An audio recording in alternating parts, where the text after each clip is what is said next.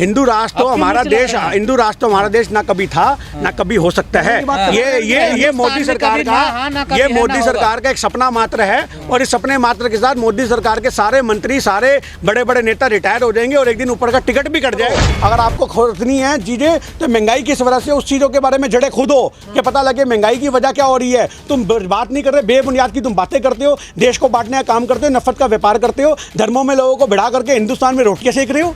वो दिन दूर नहीं है कि इनके अंधभक्त इनकी धोती खोलेंगे। आपको याद होगा कि श्रीलंका में जो हाल हुआ है वही हाल हमारे देश के नेताओं का भी होने वाला है। वहाँ मस्जिद बनाई तो शिवलिंग क्यों छोड़ दिया, और अगर वो शिवलिंग है तो पूरा मुसलमानों ने उसको वहाँ पे अभी तक क्यों रहने दिया, और फिर अगर वहाँ पे वो है भी तो ये पुरातत्व विभाग की जानकारी में आना चाहिए, वो संज्ञान ले कि वो फुवारा है या वो शिवलिंग है। सबसे बड़ी बात ये कोर्ट के ऑर्डर भी जो दिए गए हैं ना, ये कनपट्टी में बंदूक रखवा के लिए गए। तो आज हम ये मानते हैं कि हमारा कोर्ट न्यायालय सब बिक चुका है, जिसकी वजह से उनको सिर्फ और सिर्फ मुसलमानों की जगहें, मुसलमानों की मस्जिदें, उनके जो दरगाहें हैं, सिर्फ उसके अलावा और कुछ नज़र नहीं आ रहा बीजेपी को, क्योंकि उनकी राजनीति वहीं से चलती है और वहीं खत्म हो जाती है। एक हाथ में देश के मुद्दे बेचे जा रहे हैं और दूसरे हाथ से नोटों के थैले लिए जा रहे हैं। ये हमारे देश की नेशनल मीडिया है और मैं चौड़े में बोलता हूँ, अमन चोपड़ा, अवनीश देवगन और जो ये महिलाएं हैं आपकी, जो अंजना ओम कश्यप वगैरह, ये सब उस थाली के चट्टे बट्टे हैं जिन्होंने देश को बेचने का काम किया।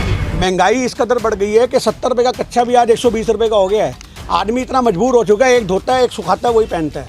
आज लोगों के ये हालात हो चुके हैं। महंगाई किस कदर बढ़ चुकी है कि आदमी को 6 रोटी की भूख है तो 4 रोटी खा करके 3 गिलास पानी पीता है तो हरी मिर्ची चबाता है। देखिए, सबसे पहली बात तो पुरातत्व विभाग को इसमें बीच में इन्वॉल्व करना चाहिए। वो जांच पड़ताल करेगा और उसके बाद पता लगेगा कि वो, आपको पता होना चाहिए शिवलिंग है या फुवारा है। ये चीज़ तो देखो सरकारें अपने पक्ष रख रही हैं और जो मुसलमान जाति के, जो धर्म के लोग हैं वो अपना पक्ष रख रहे हैं। आज सोचने की बात यह है कि इतने समय से वहाँ पे शिवलिंग कर क्या रहा था, ये सोचने की बात है ना। क्या मुसलमान जब वजू करते थे क्या वो शिवलिंग के आगे नतमस्तक होते थे, ये सोचने की बात है। तो ऐसा उन्होंने वहाँ पे शिवलिंग को क्यों रहने दिया। अगर वहाँ पे शिवलिंग था भी तो जिन्होंने मंदिर तोड़ के मस्जिद बनाई थी तो उन्होंने शिवलिंग को जिंदा क्यों छोड़ दिया, वो शिवलिंग को भी शहीद करते। तो ये सिर्फ और सिर्फ एक प्रोपेगेंडा है। इतने सारे सवाल मैं आपके सामने रख रहा हूँ। आप सोचिए ना, अगर जिन्होंने वो मस्जिद तोड़ा मुगलों ने, तो मंदिर तोड़ा मुगलों ने, वहाँ मस्जिद बनाई तो शिवलिंग क्यों छोड़ दिया, और अगर वो शिवलिंग है तो पूरा मुसलमानों ने उसको वहाँ पर अभी तक क्यों रहने दिया, और फिर अगर वहाँ पर वो है भी तो ये पुरातत्व विभाग की जानकारी में आना चाहिए, वो संज्ञान ले कि वो फुवारा है या वो शिवलिंग है। सबसे बड़ी बात, ये कोर्ट के ऑर्डर भी जो दिए गए हैं ना, ये कनपट्टी में बंदूक रखवा के लिए गए हैं कि कोर्ट को बीच में इन्वॉल्व किया जाए, क्योंकि भारत के संविधान में कोर्ट को एक बहुत बड़ा सम्मान दिया जाता है, बहुत बड़ा दर्जा दिया जाता है, इसलिए लोग चुप हो जाते हैं। इसलिए हमारे देश की सरकारें जितने भी मंदिर मस्जिद के मुद्दे होंगे उनमें कोर्ट को इन्वॉल्व करेगी, ताकि हमारे जैसे बंदे भी अगर कुछ बोल नहीं पाए तो लोग कहेंगे देखो ये तो कोर्ट पे सवाल खड़ा कर रहा है, देखो ये सरदार तो कोर्ट के अगेंस्ट जा रहा है, ये तो संविधान के अगेंस्ट जा रहा है। ये चीज़ समझने की जरूरत है कि देश के लोगों को लड़वा करके, मंदिर मस्जिद में उलझा करके देश के जो मेन मुद्दे हैं उसको भ्रमित किया जा रहा है। आपने अभी देखा होगा निर्यात के ऊपर रोक लगा दी गेहूं के।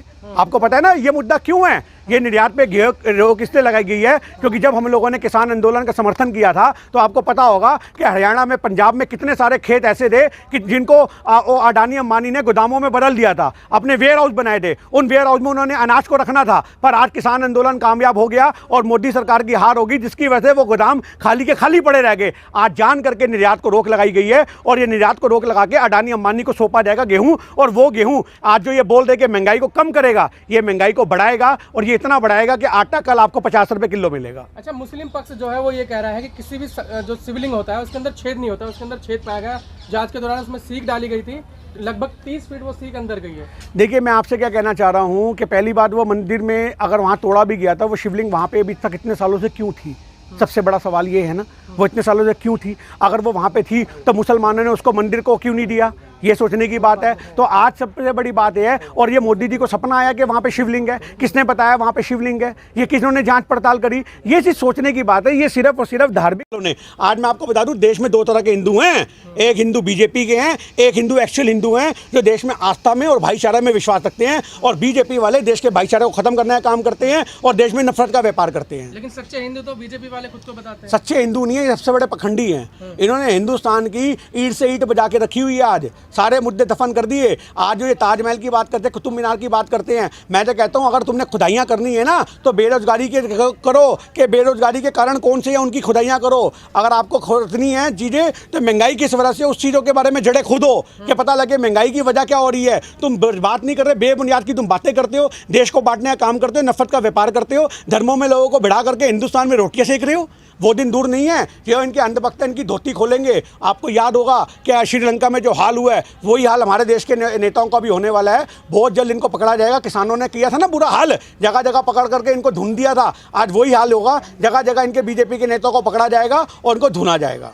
आप खुद डिबेट में बैठते हैं तो जो मौलिक मुद्दे उनको क्यों नहीं लेते? आज मैं आज डिबेट करके आ रहा हूँ सहारा न्यूज़ पे, और आज मौलिक मुद्दों पे डिबेट हुई है कि जो गेहूं का निर्यात है उसको आप कैसे देखते हो, आप उस चीज़ के बारे में क्या विचार रखते हो। आज सहारा न्यूज़ एक ईमानदार न्यूज़ चैनल है, जो हम उस डिबेट का हिस्सा रोज बनते हैं और उस डिबेट में हमेशा मुद्दों की बात होती है। ये धर्मों की बातें आपको जी न्यूज़ आज तक में दिलेगी, क्योंकि उन लोगों की रोटी ही इससे चल रही है। केजरीवाल पता है केरल में जाके ये कह रहे हैं कि हम यहाँ पे विकास करेंगे, रोजगार देंगे, और केरल वाला शिक्षा की बात करेंगे, जो कि सबसे ज्यादा विकसित राज्य माना जाता है। देखिए, आज मैं छोटी सी बात बताऊं, केरल वाले इसको भगा भगा के मारेंगे केजरीवाल को, शिक्षा की ये बात करेगा, क्योंकि आज केरल के लोग दिल्ली में भी रहते हैं, वो देख रहे हैं यहाँ पे क्या हाल है शिक्षा का। आप स्कूलों की बात कर रहे हो, सिर्फ 4 स्कूल जो कनॉट प्लेस के, वो भी कांग्रेस के टाइम के अच्छे हाई फाई बने हुए स्कूल हैं, उनकी फोटो खींच के उनकी एक वीडियो बना के सोशल मीडिया पे घुमाता रहता है। आप चलो में से उत्तम नगर, आज भी लोग जमीनों पे बैठते हैं, बेंचों पे बैठते हैं, जो जमीनों पे बैठ करके दरियों पे बिछा के स्कूलों में बच्चों को बैठाया जाता है। पानी नहीं मिलता बच्चों को वहां पे, मेरी बात सुनिए, सुविधाएं नहीं मिलती। आप क्या बात कर रहे हो, चाहे एमसीडी के स्कूल हो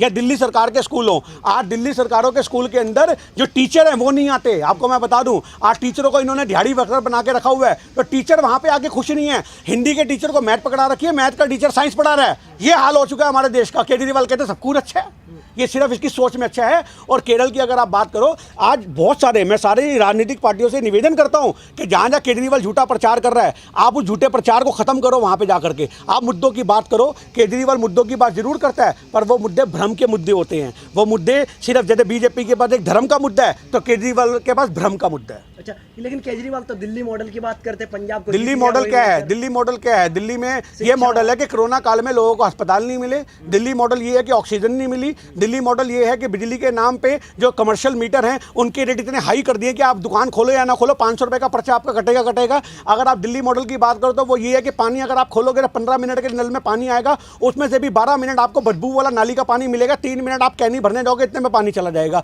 ये है दिल्ली मॉडल। दिल्ली मॉडल ये है कि इनके नेता शराब का व्यापार कर रहे हैं। दिल्ली मॉडल ये है कि एक के साथ एक दारू बांटी जा रही है। दिल्ली मॉडल ये है कि रात को 3 बजे तक वो खुलेंगे, बार खुलेंगे, कैबरे होगा, लोग दारू पिएंगे और घर बर्बाद होंगे। दिल्ली मॉडल ये है कि हर 21 साल का 18 साल का युवक दारू की बोतल हाथ में लेके गलियों में नाचेगा। ये है दिल्ली मॉडल। जो शीला दीक्षित जी का दिल्ली मॉडल था वो ये था कि कितने अस्पताल बनाए, इतने स्कूल बनाए, इतने उन्होंने फ्लाईओवर बनाए, वो फ्लाईओवरों का जाल बनाया। केजरीवाल कहता है कि शीला दीक्षित जी का 400 करोड़ का फ्लाईओवर मैं 300 करोड़ में बना के पूरा कर दूंगा। मेरी बात को सुनना। और आज उस फ्लाईओवर से पानी भी चोता है बरसातों का। ये हाल है। आप किसी भी चीज़ को 10 रुपए के काम को 5 रुपए में निपटाने की सोचोगे ना, तो वो बिल्कुल अधूरा ही रहेगा और टूटा फूटा रहेगा, और किसी दिन वो धराशायी होगा और हजारों आदमी इस फ्लाईओवर के नीचे मौत के घाट सो जाएंगे।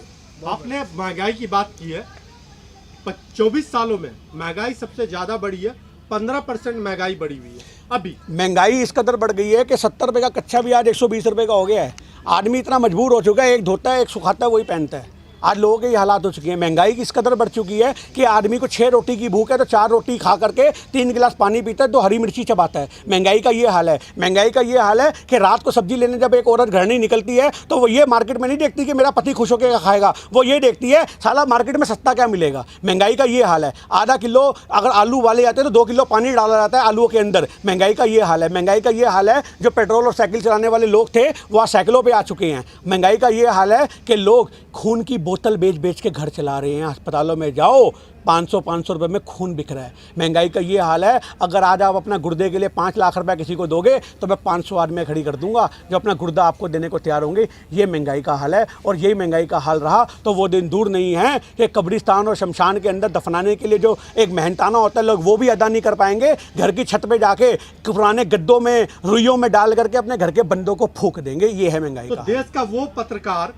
जो एसी में बैठा कोट पहन के बैठा रहता है, उनको ये मुद्दे नहीं दिखते। उनको मुद्दे कहाँ से? उनको गांधी की शक्ल में मोदी नजर आता है उनको नोटों का बैग नज़र आता है जो एक डिबेट के बाद उनका वेट करता है। वो डिबेट करके बाहर निकलते हैं। आपने फिल्में देखी है पुरानी, जब एक स्मगलिंग होती थी, एक हाथ में बैग होता था और एक हाथ में चरस गांजा होती थी। तो आज वही वाली बात है, एक हाथ में देश के मुद्दे बेचे जा रहे हैं और दूसरे हाथ से नोटों के थैले लिए जा रहे हैं। ये हमारे देश की नेशनल मीडिया है। और मैं चौड़े में बोलता हूँ, अमन चोपड़ा, अवनीश देवगन और जो ये महिलाएं हैं आपकी, जो अंजना ओम कश्यप वगैरह, ये सब उस थाली के चट्टे बट्टे हैं जिन्होंने देश को बेचने का काम किया है। सबसे पहले इनके ऊपर RTI लगानी चाहिए और पूछना चाहिए कि तुम्हारी 50,000 रुपये की नौकरी से तुमने 500 करोड़ रुपये का महल कैसे बना लिया। ये देश के लोगों का। अर्नब गोस्वामी को तो महाराष्ट्र सरकार ने बहुत अच्छे से छिला था और आप थोड़ा समय और रह जाओ, इसे कद्दूकश पे, मैं क्या कहना चाह रहा हूँ, इसे कद्दूकश पे बिठा के छिला जाएगा। ये इस वक्त किसी का नहीं रहता, आप ये बात याद रखना। आपने उनका जो वो थे हमारे मशहूर शायर जो मरहूम हो चुके हैं अभी, राहत इंदौरी साहब, उनका वो सुना है ना, यहाँ सब किराएदार है, जाति मकान थोड़ी है, सभी का खून है शामिल, समझ रहे हो बात, मिट्टी के अंदर। तो वही वाली बात है, सब किराएदार है, किसी का जाति मकान नहीं है। आज ये कुर्सी से उठेंगे, कल कांग्रेस के बैठेंगे, कल कांग्रेस के उठेंगे तो कोई और बैठेंगे। आप इस चीज़ को समझो, ये हिंदुस्तान सिर्फ लोकतंत्र से चलेगा, हिंदुस्तान संविधान से चलेगा और संविधान और लोकतंत्र सभी पार्टियों को बार बार मौका देगा। आज बीजेपी का वक्त जरूर है, ये बात याद रखना, पर ये जो 50 साल विपक्ष में बैठे हैं ना, अब की बड़ी 150 साल तक इनकी पुश्तें भी विपक्ष में बैठेंगी, क्योंकि अब की बार कांग्रेस आई तो एक देश के लोग जागेंगे और देश को मजबूत करेंगे और बीजेपी सिर्फ और सिर्फ संसद के बाहर बैठ के धरने करती रहेगी और कुछ नहीं होगा। सर आखिरी सवाल है कि कर्नाटका के अंदर सब्जेक्ट जो है भगत सिंह का 5वीं क्लास से हटा दिया गया है और सब्जेक्ट डाला गया है जिसने RSS की स्थापना की थी, उनकी सब्जेक्ट पढ़ाया जाएगा, उनके बारे में पढ़ाया जाएगा। देखिए, ये चीज़ तो आपने देखी है कि केजरीवाल ने ही प्रोपेगेंडा शुरू किया। सबसे पहले पंजाब से गांधी की फोटो हटाई गई, तो मौके किसने दिए? आज ये दोनों संगी हैं, केजरीवाल भी संगी है, मोदी और तो वैसे संगी का टैग लगा के घूमते हैं। तो आज ये वो दूर नहीं है दिन कि जब भगत सिंह का नाम किताबों में हमें ढूंढने पे भी नहीं मिलेगा, राजगुरु का नाम नहीं मिलेगा, महात्मा गांधी को नोटों से गायब कर दिया जाएगा। वो दिन दूर नहीं है जब देश की संस्कृति से खिलवाड़ होगा, और आज नहीं, वो बहुत जल्द आपको देखने को मिलेगा अगर ये पार्टी सत्ता में रही। इसलिए देश को बचाना है तो इस पार्टी को भगाना है। आज सबसे पहले बेवकूफ़ी तो कोर्ट ने करी है, जो उसके ऊपर जाँच पर एक कमेटी बैठा दी कि जाँच होनी चाहिए। आप ये चीज़ देखिए कि जो जाँच के मुद्दे हैं उस पर तो कोर्ट चुप रहता है। आपने देखा लखीमपुर में कितनी बड़ी घटना होगी, तब कोर्ट की उंगली नहीं उठी कि फटाफट से इसके ऊपर जांच होनी चाहिए टैनी के लड़के पे। तो आज हम ये मानते हैं कि हमारा कोर्ट न्यायालय सब बिक चुका है, जिसकी वजह से उनको सिर्फ और सिर्फ मुसलमानों की जगहें, मुसलमानों की मस्जिदें, उनके जो दरगाहें हैं, सिर्फ उसके अलावा और कुछ नज़र नहीं आ रहा बीजेपी को, क्योंकि उनकी राजनीति वहीं से चलती है और वहीं खत्म हो जाती है। कुछ लोग कह रहे हैं कि वो शिवलिंग नहीं है, फव्वारा है। हाँ, तो सही कह रहे हैं वो लोग। जब तक जाँच नहीं होगी हम कैसे मान लेंगे शिवलिंग है? पहली बात तो आप ये देखिए कि अगर वो शिवलिंग है तो इतने समय से वहाँ पे क्या कर रही थी? अगर मेरी बात सुनिए, अगर वो शिवलिंग है तो इतने समय से, मैं क्या कहना चाह रहा हूँ, मीडिया तो वही कहेगी जो मोदी कहलवाएगा। पर अगर आप ये बात मानिए कि अगर वो शिवलिंग है तो इतने समय से वहाँ पे शिवलिंग क्या कर रही थी? मुसलमान हिंदू धर्म की जो एक पूजा अर्चना की चीजें हैं उनको अपने कब्जे में क्यों रखेंगे? ये सोचने की बात है ना। जहाँ वो लोग वजू कर रहे हैं वहाँ वो शिवलिंग का क्या काम? कोई रोल है? नहीं है ना। शिवलिंग अगर होती तो वो मंदिर में होती। तो ये सोचने की बात है कि ये सिर्फ और सिर्फ एक पाखंड बनाया जा रहा है, एक प्रोपेगेंडा है सरकार का। मेरी बात सुनिए, शिवलिंग को कौन पखंड कह रहा है? बीजेपी सरकार का पखंड है, एक प्रोपेगेंडा है जिसके तहत वो देश के अंदर एक नफरत का बीज बो रही है। उस नफरत के चले संस्कृति को जिंदा कर रही है बीजेपी। देखिए, हिंदू संस्कृति को जिंदा करने वाली बीजेपी कौन होती है? 5000 साल से पुरानी हिंदू संस्कृति है। जब तक मोदी जैसे पता नहीं हजारों आए और हजारों करोड़ों चले गए। आज यही चीज सोचने की बात है। ताले खुलने चाहिए बेरोजगारी के, ताले खुलने चाहिए महंगाई के। मुद्दा होना चाहिए महंगाई इतनी क्यों बढ़ रही है, मुद्दा होना चाहिए कि रोजगार लोगों को कम मिलेगा, मुद्दा होना चाहिए सरकारी भर्तियां बंद क्यों हैं। वो मुद्दे ही नहीं है देश में। आज हिंदुस्तान के लोगों को एक नशे की पुड़िया दे दी धर्म के नाम की, जब उसको दिल करे सूंघो और नशे में पड़ के दोबारा सो जाओ।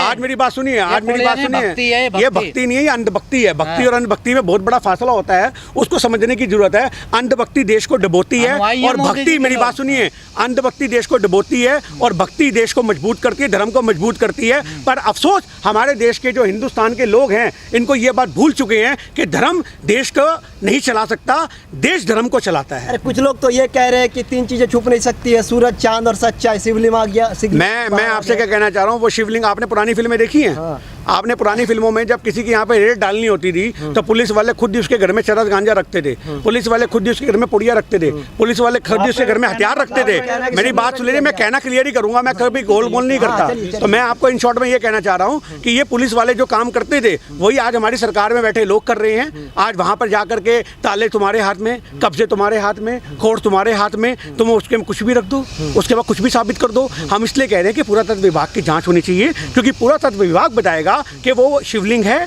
या फुवारा है या वो कोई भी चीज़ है, वो कोई भी चीज़ है तो वो कितनी पुरानी है। क्या फुवारा शिवलिंग है? देखिए मेरे लगने से क्या होता है, पुरातत्व विभाग के लगने से बहुत कुछ होगा। एक जांच कमेटी बिठाई जानी चाहिए। अपने आप से देखिए सरकारें क्या करती है, मीडिया क्या करता है, अपने आप से जो मन में आता है वो कह देता है। पर आज यही चीज़ हमारे देश में नफरत को बो रही है। आज लोग कहेंगे अरे वो दिन दूर नहीं है, आप याद रखना, मेरी बात सुनिए, वो दिन दूर नहीं है कि जब ये पेड़ भी काटेंगे, ये धरोहर काटेंगे, ये हिंदुस्तान की जड़ें काटेंगे, सिर्फ ये कहते हुए कि यहाँ पे मंदिर निकलेगा, यहाँ मूर्ति निकलेगी।